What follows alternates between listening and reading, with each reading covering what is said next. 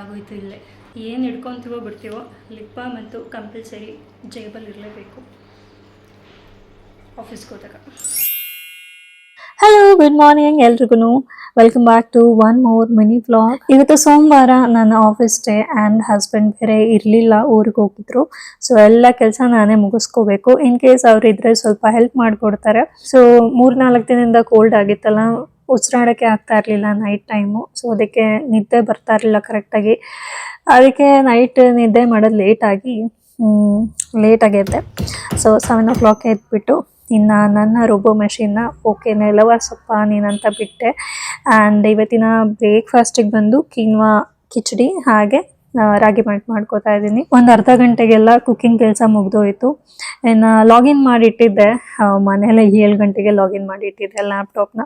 So ನಾನು ಕ್ವಿಕ್ಕಾಗಿ fresh up ಆಗಿ ರೆಡಿಯಾಗಿ ಇನ್ನು ದೇವರಿಗೆ ದೀಪ ಹಚ್ಚಿ ಪ್ಯಾಕ್ ಮಾಡ್ಕೋತಾ ಇದ್ದೀನಿ ಲಂಚಿಗೆ ಕಿನ್ವಾ ಕಿಚಡಿ ಹಾಗೆ ರಾಗಿ ಇಟ್ಕೋತಾ ಇದ್ದೀನಿ. ಆ್ಯಂಡ್ ಇಲ್ಲಿ ಇವಾಗ ಬ್ರೇಕ್ಫಾಸ್ಟಿಗೆ ಬಂದುಬಿಟ್ಟು ಮ್ಯೂಸ್ಲಿ ತಗೋತಾ ಇದ್ದೀನಿ. ಅಮ್ಮಗೂ ಊಟ ಹಾಕ್ಬಿಟ್ಟು ಇನ್ನು ಹೊರಟೆ. ಮಾತಾಡಿಸ್ತಾ ಇದ್ದೆ ಅಮ್ಮನ ಹೋಗ್ಬೇಕಾದ್ರೆ, ಶೂ ಹಾಕೋಬೇಕಾದ್ರೆ ತುಂಬ ಬೇಜಾರಲ್ಲಿದ್ದರು.